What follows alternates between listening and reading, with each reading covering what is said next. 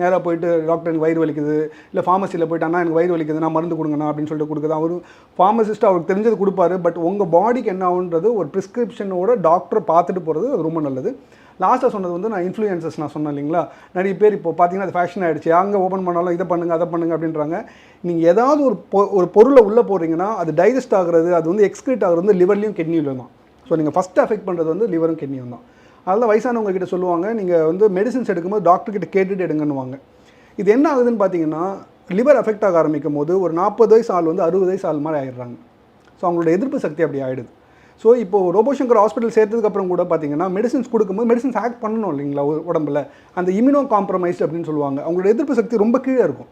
நீங்கள் மருந்து கொடுத்தீங்கன்னா உங்களை இம்யூனிட்டி லெவல் வந்து கொஞ்சம் மேலே இருந்ததுன்னா அந்த மருந்து வேலை செஞ்சு உங்களை காப்பாற்றும்.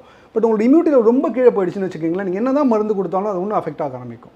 அதே மாதிரி ஜாண்டிஸில் வந்து அதோட அக்சசரி சிம்டம்ஸ், நீங்கள் லிவர் டிரான்ஸ்பிளான்டேஷன் போகிறதுக்கு முன்னாடி பார்த்தீங்கன்னா உங்கள் காலில் நீர் கட்டுறது, வயிற்றில் நீர் கட்டுறது, இது மாதிரி பிரச்சனைகள்லாம் வர ஆரம்பிக்கும். அவங்களுக்கு ஈஸியாக இன்ஃபெக்ஷன்ஸ் வரும். பக்கத்தில் யாராவது தும்முனாங்க அப்படின்னா டக்குனு அவங்களுக்கு இன்ஃபெக்ஷன் வந்துடும். ஏன்னா அவங்க இம்யூனோ காம்ப்ரமைஸ்டாக இருப்பாங்க.